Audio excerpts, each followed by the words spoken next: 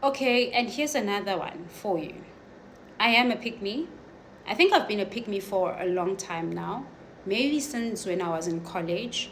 Um, yeah, I was a definite pick me. And how I'm a pick me is because I know this because at some point I decided that I needed to make money and I needed a livelihood. I needed to have some stuff, and I decided to draft a CV. And then I drafted the CV and I mentioned all my qualifications as well as, my hobbies and the benefits that I basically bring. And then I submitted that CV, and then I got called for an interview, and then I was interviewed. And then out of all the questions I was asked, there was this one question that really proved that I am really a pick me.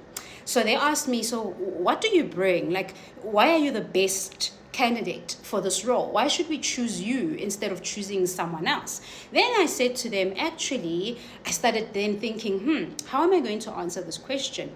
I then went into my list in my mind, and I was like, okay, let me give them the benefits. Let me give them the benefits of what I bring to the role, right? And then I went through that. I went through that process, and then I started giving them the facts. This is what I do. This is what I work well under pressure, right? And I gave them the value that I bring to the company.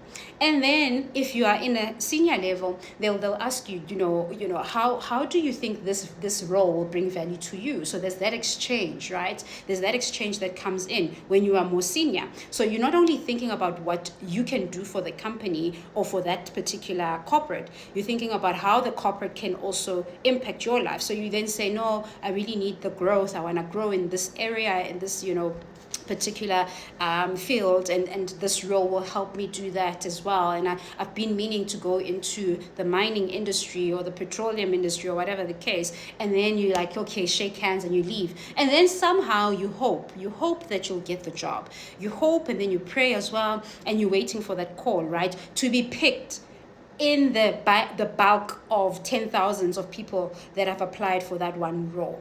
You get it. Then you get picked, you get called. They pick you from that bunch of people to say this is the best candidate for the role. But whenever we switch the narrative to relationships, it's a bad thing. Yeah, women are, yeah, you're a pick me. Hey, these pick me's are so boring. They're going to tell us da da da da da. Hey, le, le, le, le, le. He, di, di, di, di. But at some level, we are all pick me's. So, but when it comes to relationships, it's a bad thing. By the way, if you look at the 12 universal laws of the universe, right? One of them is what I teach, which is the law of polarity. And it states that everything that has an opposite, hot or cold, light and dark,